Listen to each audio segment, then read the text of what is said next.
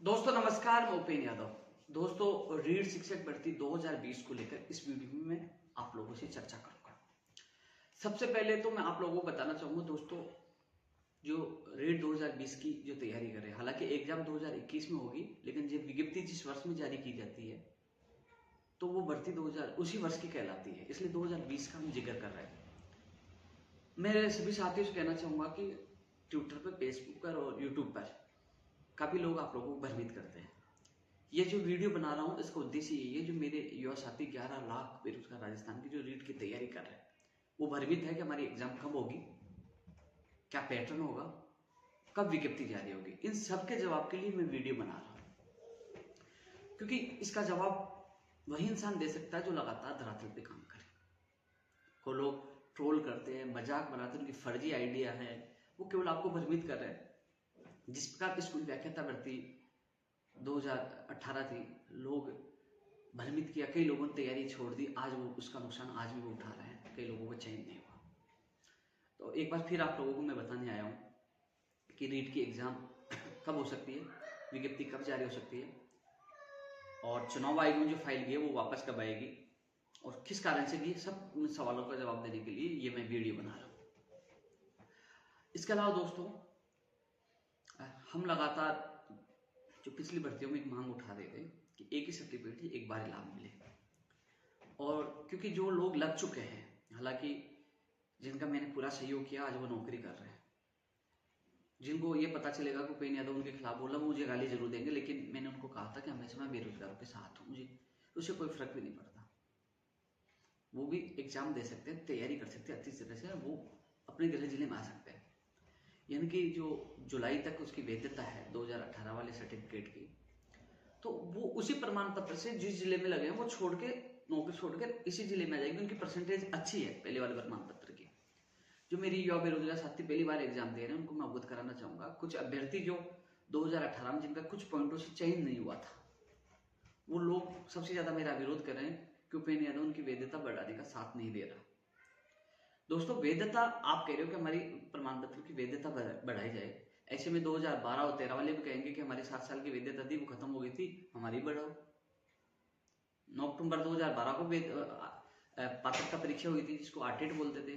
31 जुलाई 2011 को हुई थी 2, उसके बाद 7 फरवरी 2016 को हुई, फिर 10 फरवरी या 11 फरवरी जो भी है 2018 को हुई थी। ये पात्रता की परीक्षा हुई थी, तो वो भी कहेंगे। तो ऐसे में ये वैधता जो है ना, नियमों का उस अनुसार मुझे नहीं लगता कि उसकी वैलिडिटी बढ़ेगी। लेकिन जो लोग ये सोच रहे हैं कि हमारे उस पुराने वाले प्रमाण पत्र से हमारा नंबर आ जाएगा, जो बेरोजगार है, आप खुद भी भ्रमित हो रहे हो। आपसे ज्यादा तो वो है जो जिला चेंज करके आ जाएंगे, फिर आप कहोगे कि हाँ वो तो पहले वाले लग गए, हमारा नंबर ही नहीं आया। इसलिए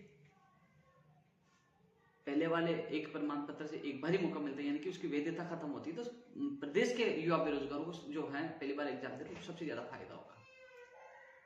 इसलिए वो लोग मुझे ट्रोल कर रहे हैं, उल्टा फुल्टा बोल रहे हैं, गाली दे रहे हैं, उपेन यादव ने ये कहा, उपेन यादव ने ये कहा। अरे उपेन यादव ने कभी मन से नहीं कहा, हमने प्रयास किया। मैं शिक्षा मंत्री से मिला, अधिकारी से, उन्होंने फरवरी के लिए कहा, वो फरवरी को आप लोगों को हमने बताया, आप लोगों को अवगत करवाया फरवरी के लिए। उपेन यादव ने मन से नहीं बताया, और माननीय शिक्षा मंत्री का बयान आपने सुना भी होगा कि उन्होंने फरवरी के लिए कहा। और आज फिर दावे के साथ कह सकता हूं, कह रहा हूं, सब लोग सुन लीजिए, अब फरवरी में एग्जाम नहीं होगी। 2021 फरवरी में रीट की एग्जाम नहीं होगी, क्योंकि अब समय बहुत कम बचा है। क्यों नहीं होगी ये भी मैं बता दूं आपको। चुनाव आयोग में फाइल गई हुई है, और चुनाव आयोग में फाइल क्यों गई है? टीएसपी के अभ्यर्थियों को, आपने देखा होगा विवाद हुआ था, जो एक्स सर्विसमैन है और भी कैटेगरी है, उनको छूट दी गई है। पहले जो रीट हुई थी उसमें 60% लाना हर कैटेगरी के लिए अनिवार्य था, सबके लिए 60% था।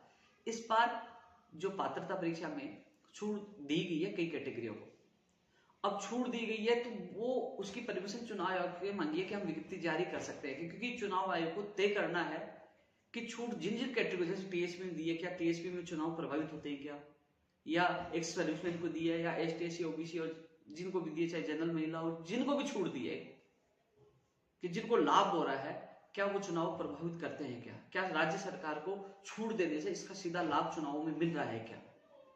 इन चीजों का परीक्षण करना है चुनाव आयोग। जब फाइल पहली बार गई थी तो शिक्षा विभाग से जवाब मांगा था, कुछ क्वेरीज उनकी थी, जानकारियां मांगी थी। यही जानकारी उनसे मांग रहे थे कि आपने छूट दी, कितनी दी, किस आधार पर, सारी चीजें उनसे जानकारी मांग रहे। लेकिन उस समय जो प्लानिंग थे, डीएस है, शिक्षा विभाग, वो कोरोना पॉजिटिव जवाब नहीं दे पाए, फाइल वहां तक जाके रुक गई। लेकिन अब दोबारा मुख्यमंत्री जी ने, जैसे 23 तारीख को मेरी मुलाकात हुई तो मुख्यमंत्री जी ने शिक्षा मंत्री जी को बोला, अधिकारियों को बोला, उसको दूसरे दिन फाइल चुनाव आयोग में चली गई। अब दोस्तों, लोगों के दिल में एक सवाल उठ रहा है कि हमें परमिशन मिलेगी कि नहीं मिलेगी। मेरा काम है आप लोगों को अवगत कराना, आपको सचेत करना। आप भ्रमित न रहे, कम से कम आप तैयारी तो कर सके। हमने प्रयास किया, शिक्षा मंत्री ने फरवरी के लिए कहा, वो मैंने आप लोगों को बताया।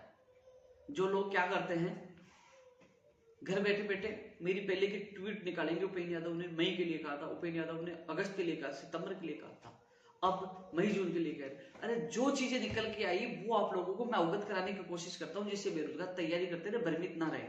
मैं मेरे मन से थोड़ी बोलता हूँ यार। हमने बयान दिया, आपने शिक्षा मंत्री का बयान देखा होगा। 2 सितंबर को एग्जाम थी, सबसे पहले मैंने आपको कह दिया था किसी भी हालत में 2 सितंबर को एग्जाम नहीं होगी। आज कह रहा हूं फरवरी में किसी भी हालत में एग्जाम नहीं होगी, क्योंकि यार हम भागते हैं, धड़ाधड़ काम करते हैं, हर परिस्थितियां समझते हैं। इसलिए आपको अवगत कराए, जो लोग तैयारी कर रहे हैं, जो कंफ्यूज हो रहा है, भ्रमित हो रहा है, उनको कम से कम उनको यथास्थिति से बताएं, वो तैयारी अच्छी तरह से कर सकें। क्योंकि सोशल मीडिया पे भ्रमित करने वाले बहुत लोग आ गए हैं। वो सोशल मीडिया पे लंबे लंबे भाषण देते हैं, लंबे लंबे पोस्ट डालकर आपको भ्रमित करते। कभी धरातल पे आए? वही लोग कहते हैं कि ये तो सरकार का आदमी, शिक्षा मंत्री का आदमी। अरे आपने दिल पर हाथ रख के सुनिए मेरा वीडियो। शिक्षा मंत्री जी का गृह जिला है ना सीकर, वहां जाके क्या विरोध नहीं किया सरकार का हमने? आप देखिए उनके गृह क्षेत्र क्या विरोध नहीं किया। अरे मुझे जहां लगता है कि हाँ आवाज उठानी चाहिए, मैंने आवाज उठाई है, विरोध भी किया है। मुख्यमंत्री जी हमारे अभिभावक हैं, प्रदेश के मुखिया है। जब उनके कहने पे हमने उनके सकारात्मक, लोग कहते हैं उपेंद्र यादव तो कह रहा मुख्यमंत्री संवेदनशील है, वो उन्होंने सकारात्मक आश्वासन दे दिया। क्या सकारात्मक आश्वासन है? तो इन दोनों चीजों का जवाब यही है, संवेदनशील इसलिए उस समय बताया गया था जब एलडीसी भर्ती 2018 के अभ्यर्थियों को ज्वाइनिंग दी, मुख्यमंत्री जी के प्रयासों से ज्वाइनिंग हुई। सेकंड ग्रेड भर्ती 2018 की हुई, कृषि प्रेक्षक की हुई, महिला आंगनबाड़ी की, महिला सुपरवाइजर की हुई, प्रयोगशाला सहायक की, आरएस भर्ती कोर्स से निकली। तो यार जहां जहां हमने उनसे मांग की, जहां जहां निवेदन किया, मुख्यमंत्री ने साथ दिया। तो उस समय संवेदनशील थे, धन्यवाद भी दिया। इसलिए मैं उस समय संवेदनशील बताता था। जब मुझे लगा कि विज्ञप्ति जारी नहीं हो रही, अधिकारी मंत्री तानाशाही कर रहे हैं, तो हमने मोर्चा खोला। भीलवाड़ा, जयपुर, सीकर, घर से बाहर निकलकर कोरोना में लड़ाई लड़ी है,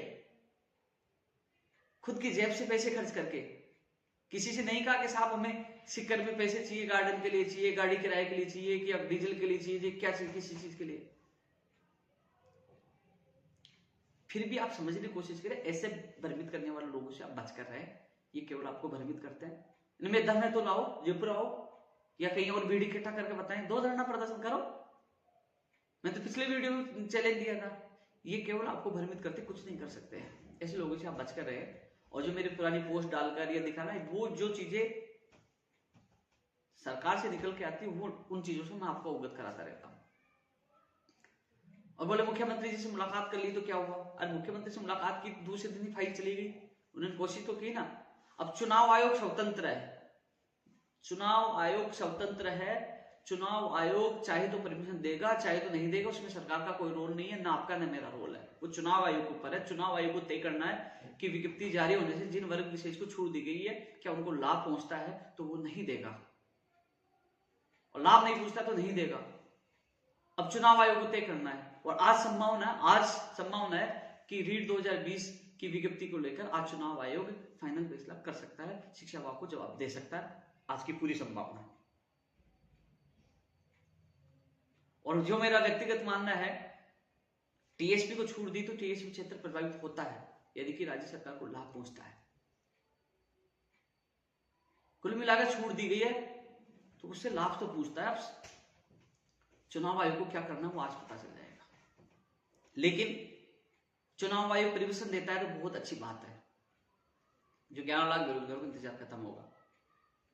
यदि लाभ को देखते हुए चुनाव आयोग साफ मना कर देता है तो कम से कम हम सबको मिलकर सरकार से ही मांग करनी होगी कि चलो 13-14 तक चुनाव है, यानी 11 तक चुनाव, उसके बाद परिणाम आना है दिसंबर में, विज्ञप्ति 15 तारीख के बाद जारी हो जाए। मान लीजिए, ये उदाहरण दे रहा हूं, अनुमति मिल जाए, कोशिश हमारी अनुमति मिले, आज खुशखबरी मिले, अनुमति मिले। यदि नहीं मिलती है तो नेगेटिव भी सोचो, नहीं मिलती है तो 15 के बाद विज्ञप्ति जारी हो जाए, ठीक है। और 15 जनवरी तक आवेदन प्रक्रिया ले लीजिए, 1 महीने तक आवेदन प्रक्रिया ले ली जाए और परीक्षा तिथि जारी कर दी जाए कि इतनी इस महीने में इस तारीख को परीक्षा होगी। ये पैटर्न है, हालांकि 90-10 होगा जो हमसे सरकार ने वादा किया था, लेकिन फिर भी लोगों को कंफ्यूजन, जब तक आदेश नहीं हो जाए, जब तक कंफ्यूजन स्थिति है, तो वो पैटर्न बता दे, इतने पद फर्स्ट लेवल के है, इतने सेकंड लेवल के हैं, इस विषय के ये पद है, विषय शिक्षक के ये पद है, सारी चीजें सरकार अवगत कराती है। ये मांग हम सबको करनी है। विज्ञप्ति जारी होगी तब जारी हो जाएगी, लेकिन सबसे बड़ा सवाल है कि परीक्षा किस महीने में होगी, किस तारीख को होगी। तो कम से कम हम ये मांग कर रहे हैं कि चुनाव आयोग परमिशन देता रहेगा, वो चुनाव आयोग और शिक्षा विभाग के ऊपर कम से कम माननीय शिक्षा मंत्री को, मुख्यमंत्री जी को और सरकार को यह घोषणा करनी चाहिए कि विज्ञप्ति इतनी तारीख को जारी होगी। यदि परमिशन नहीं देता है तो बोले 15, 14 या 13 जो भी हटेगी, तो बोले 15 तारीख को विज्ञप्ति जारी हो जाएगी और विज्ञप्ति जारी होते इतनी तारीख तक आवेदन प्रक्रिया होगी, इतनी तारीख को एग्जाम होगी। ये सिलेबस, ये पैटर्न है, सिलेबस तो पहले वाला इंस्टीट्यूट, ये पैटर्न है और इतने पद हैं। पद भी बढ़ाने की हम मांग लगातार करते हैं, पद भी बढ़ाए जाएंगे इस भर्ती में, तो पदों की संख्या बताइए जिससे लोग तैयारी कर सके, ये मांग हम कर रहे हैं। अब चुनाव आयोग के चक्कर में हम थोड़ी बैठे रहेंगे, चुनाव आयोग का परमिशन देगा, बेरोजगार भ्रमित होते रहेंगे। ये पूरी कोशिश कर रहा हूं मैं खुद भी व्यक्तिगत सरकार तक मांग पहुंचा रहा हूं कि आपको राहत मिले। अब दोस्तों, मैंने आपको यह कहा कि फरवरी में क्यों नहीं होगी, इसको समझने की कोशिश करिए। मान लीजिए इस महीने के अब 2-3 दिन बचे हैं, दिसंबर में आपकी विज्ञप्ति जारी होती है, दिसंबर में विज्ञप्ति जारी होती है, तो जनवरी यानी कि 1 महीना तो कम से कम आवेदन के लिए देना पड़ेगा। 1 महीना तो जनवरी गई, दिसंबर गया पूरा।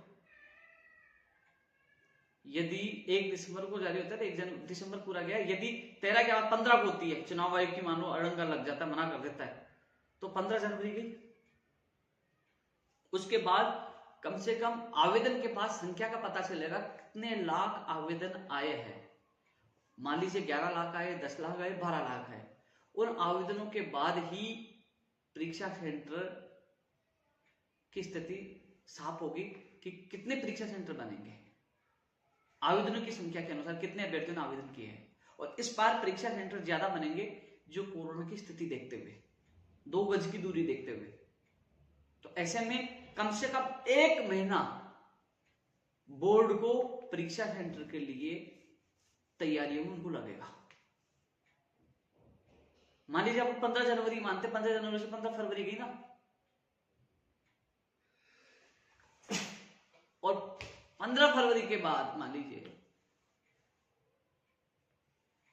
15 फरवरी के बाद फिर सेंटर के अलावा फिर पेपर और तैयारियां है, महीने भर और उनको तैयारियों में टाइम लगेगा। 15 मार्च हो गई, 15 मार्च हो गई, ये अनुमानित आपको मैं उदाहरण दे रहा हूं, तो फरवरी में किसी भी हालत में नहीं होगी। अब एग्जाम कब होगी? अभी हाल ही में मुख्य सचिव साहब की मीटिंग हुई थी, उसमें शिक्षा विभाग के तमाम अधिकारी मौजूद थे, तो उसमें चर्चा हुई कि मई में, जून में एग्जाम हो सकती है, जो मैंने आपको संभावना में बताई। लेकिन अब सवाल है कि मई में, जून में होगी या अप्रैल में होगी या मार्च में होगी। इस पे भी मैं आपको स्पष्ट कर दूं कि आज अखबार में जो खबर आई है कि माध्यमिक शिक्षा बोर्ड के जो आवेदन की जो है तारीख बढ़ाई गई है। पहले संभावना थी कि मार्च अप्रैल में उसकी एग्जाम हो सकती है, लेकिन जिस प्रकार अभी तक बोर्ड के अभ्यर्थियों का जो सिलेबस पूरा नहीं हुआ, मेरे कई विद्वान साथियों से मेरी बात हुई, वो लेकर भी सिलेबस नहीं हुआ, तो एग्जाम मई जून में हो सकती है, यानी कि मई जून में बोर्ड की एग्जाम हो सकती है। ऐसे में 15 मार्च से लेकर अप्रैल, यानी कि अप्रैल में एग्जाम होने की पूरी संभावना है। कई लोग अभी कहेंगे भूपेंद्र यादव ने पहले मई जून के लिए कहा और अब वापस यू टर्न हो गए, उन्होंने अप्रैल के लिए कह दिया या मार्च के लिए कह दिया। नहीं, यू टर्न नहीं हो रहा, परिस्थितियां बार बार चेंज हो रही है। पहले संभावना थी कि मार्च अप्रैल में माध्यमिक शिक्षा बोर्ड की एग्जाम होगी, अब संभावना बन रही है, जिस प्रकार आज तारीख बढ़ाई गई है, संभावना बन रही है कि मई जून में तो वो एग्जाम होंगे। ऐसे में जो अप्रैल का मार्च का अंतिम मार्च का जो 15 मार्च के बाद है, ये जो दो चीजें मिल रही है कि अप्रैल, पूरी अप्रैल मिल रही है। ऐसे में अप्रैल में एग्जाम हो सकती है, तो सभी अभ्यर्थी अप्रैल को, मार्च एंड को अप्रैल को मानकर ही तैयारी करे।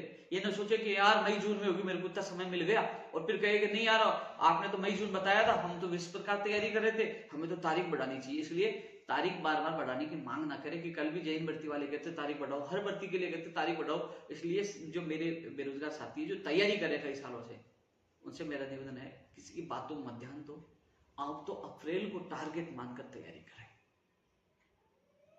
फरवरी में किसी हालत में एग्जाम नहीं होगी। मार्च और अप्रैल जो 2 महीने बचे हैं उसमें एग्जाम होने की पूरी संभावना है, अप्रैल की ज्यादा संभावना है। इसके अलावा मई जून में पहले क्या है कि जो पिछली मीटिंग हुई थी उसमें मई जून कहा गया था, लेकिन अब जो स्थिति बनी हुई है कि सिलेबस पूरा नहीं हुआ, तो मई जून में तो माध्यमिक शिक्षा बोर्ड की एग्जाम होगी, तो मई जून में उसको एग्जाम होगी, तो उससे पहले का जो टाइम बचा है मार्च अप्रैल का, उसमें रीट 2020 की एग्जाम हो सकती है। इसलिए प्लीज सोशल मीडिया पे इन लोगों को आप ही जवाब देगा कि उपेंद्र यादव बार बार तारीख बदल रहा, उपेंद्र यादव तारीख नहीं बदल रहा, उपेंद्र यादव को आपको वस्तुस्थिति से अवगत करवा रहा है कि ये हो सकता है, क्योंकि मैं खुद लगातार भाग रहा हूं। और आपको बार बार अवगत कराने का मतलब यही है कि आप लोग भ्रमित नहीं हो, आप तैयारी कर सके, आप तैयारी कर सके। और मैं खुद बैठा नहीं हूं, लगातार प्रयास कर, आंदोलन स्थगित किया है, खत्म नहीं किया है, प्रयास आज भी कर रहे हैं। माननीय मुख्यमंत्री जी हमारे अभिभावक, उनकी बात सुननी पड़ती है, काम तो मुख्यमंत्री जी करेंगे ना, काम तो राज्य सरकार ही करेगी ना, इसलिए उनके आश्वासन पर हम रुके हैं। और मेरे सामने शिक्षा मंत्री जी को फोन किया था माननीय मुख्यमंत्री जी ने, तो कैसे मैं उसको नकारात्मक कह सकता हूं?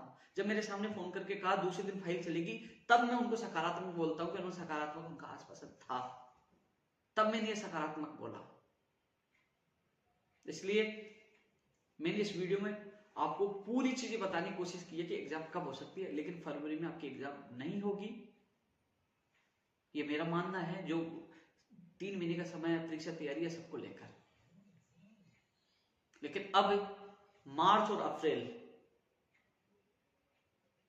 2 ही महीने सरकार के पास बचे हैं। और एक चीज और बता दूं, यदि देखो राज्य सरकार है, बोर्ड है, कहते हैं उनको करना है, यदि वो पहले एग्जाम करवा देते हैं, मार्च अप्रैल में बोर्ड के एग्जाम करवा देते हैं मान लो, तो फिर मई जून में रीट की होगी।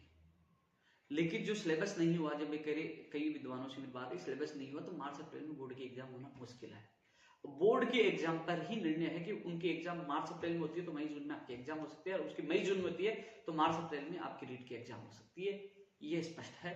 मैं उन साथियों से कहना चाहूंगा 11 लाख बेरोजगारों से कि आप लोग इस सोशल मीडिया में जो डालते हैं ना भ्रामक प्रचार, उसे बचकर रहे। आप लोग तैयारी आप मजबूती से करें, आपकी एग्जाम फरवरी नहीं मार्च अप्रैल में हो सकती है। इसके अलावा जो लोग लगे हुए हैं उनको उस प्रमाण पत्र का उपयोग वो नहीं कर पाए, कम से कम आप सबको ज्यादा से ज्यादा फायदा मिलेगा, थोड़ा सा लेट में। हालांकि आप तैयारी कर रहे हो फरवरी को मानकर, लेकिन आपके साथ नुकसान हुआ है, आप इंतजार कर रहे कई सालों से, लेकिन इसके साथ साथ आपको फायदा भी हो रहा है। और जो वैलिडिटी बैठाने की मांग करें वो भी समझिए कि आपसे ज्यादा वो लोग हैं जो जिलों से आ जाएंगे, आपको फायदा नहीं होगा। और अधिकतर वैलिडिटी बढ़ाने की मांग वही कर जो लगे हुए जिला चेंज करना चाहते हैं। मुझे बहुत गालियां दे रहे हैं, यार बिंदु तुम्हारा अच्छा ही किया, तुम्हें ज्वाइनिंग दिलाई थी भाग दौड़ कर कोर्स से निकलवा कर, और आज मैं बेरोजगारों का साथ दे रहा हूँ तो आप टीचर भी मुझे गालियां दे रहे हो। कोई बात नहीं, लेकिन मैं सच का साथ देता हूँ। तो दोस्तों आज चुनाव आयोग से पता लग जाएगा कि परमिशन मिलेगी नहीं मिलेगी, लेकिन सवाल मेरा सरकार से ये निवेदन यही है कि आप जल्द से जल्दी बता दीजिए कि 15 को, 16 को, 17 को, 18 को, जो भी दिसंबर है वो उसकी विज्ञप्ति जारी होगी, या फिर 1 दिसंबर को, या 2-3 दिन, 4 दिन में, क्योंकि परमिशन को ऊपर निर्भर है कि परमिशन मान लीजिए आप दे देते तो 2-4-5 दिन में, यानी कि आने वाले वीक में आपकी विज्ञप्ति जारी हो जाएगी 100%। और परमिशन नहीं दी तो भैया फिर 15 तारीख के बाद ही आपकी विज्ञप्ति जारी होगी, 15 दिसंबर के बाद। इस पर सुन लेना, यदि आज चुनाव आयोग ने परमिशन दे दी तो आने वाले वीक में आपकी विज्ञप्ति जारी हो जाएगी रीट 2020 की, और परमिशन नहीं दी तो 15 दिसंबर के बाद ही आपकी विज्ञप्ति जारी होगी। 15 दिसंबर से 15 जनवरी 1 महीना वो, फिर वो तैयारी, सारी चीजें मैंने समझा दी है, उसके हिसाब से आपके फरवरी में एग्जाम नहीं होगी। एग्जाम मार्च अप्रैल में हो सकती है, यदि मई जून में माध्यमिक शिक्षा बोर्ड की एग्जाम जाती है तो 100% मार्च अप्रैल में आपकी एग्जाम होगी। ज्यादा संभावना है अप्रैल की है, तो आप अप्रैल को टेंटेटिव एग्जाम मानकर आप तैयारी करें, संभावित एग्जाम मानकर आप उसी को तैयारी करें। लेकिन जो लोग आप भ्रमित कर रहे हैं उन लोगों को आपको जवाब देना है। प्रमाण पत्र से बार बार लाभ नहीं मिले तो सबसे ज्यादा बेरोजगार को फायदा होगा, और जो लोग धरातल पे काम नहीं करना चाहता वो वीडियो डालकर लाइव आकर आपको भ्रमित करेंगे। यदि उनको मेरा खुला चैलेंज है कि आइए, जो आपको भ्रमित करते हैं, आइए मेरे सामने बैठिए, आप सवाल करिए, आपका सवाल का जवाब दूंगा। जहां पे यादव गलत होगा आप कहोगे वो करने के लिए तैयार है, क्योंकि हमने धरातल पे काम किया और हमें हिम्मत है सरकार से वार्ता करने की। हम लोग माननीय मुख्यमंत्री से मिले हैं, तुम मिल लो ना, तुम कर लो धरना प्रदर्शन, तुम्हें हिम्मत हो तुम करो इकट्ठा करके कोरोना में। तुम घर से नहीं निकल सकते हो, डर के घर में छुपे हो तुम लोग कि हाँ मुझे कोरोना हो जाएगा। हम लोग लाखों बेरोजगारों के लिए कोरोना में अपनी जान जोखिम में डालकर आज संघर्ष कर रहे हैं, रुके नहीं है। इसलिए यही है कि जो रीट 2020 के तमाम अभ्यर्थी हैं उन तक ये वीडियो पहुंचा दीजिए कि वो तैयारी इस हिसाब से करें जो मैंने आप लोगों को बताया, तैयारी जारी रखें। जल्द से जल्द आपकी विज्ञप्ति के लिए हमारा प्रयास जारी है। और इसके अलावा यही कहना चाहूंगा, आप सबको शुभकामनाएं, आपका भाई आपके साथ है, किसी भी बेरोजगार के साथ गलत नहीं हो। इसलिए बीच बीच में मैं वीडियो डालकर आपको स्थिति से अवगत कराता हूँ, क्योंकि आप भ्रमित ना हो, क्योंकि ये एग्जाम 11 लाख बेरोजगारों के भविष्य के लिए, उनके माँ बाप के सपनों के लिए है। तो इसलिए आप लोग लगातार तैयारी करते रहे, तैयारी कभी बेकार नहीं जाती। जो सोशल मीडिया पे ज्यादा ही प्रचार करता है ना, ये डालना, वो तैयारी नहीं कर रहा, वो केवल आप लोगों को भ्रमित करने की कोशिश कर रहा है कि मैं भी तैयारी नहीं करूँ और उनको भी नहीं करना है। तो ऐसे लोगों से बचकर रहे। जल्दी नई वीडियो के साथ आपके बीच में रहूंगा। जय हिंद, जय भारत।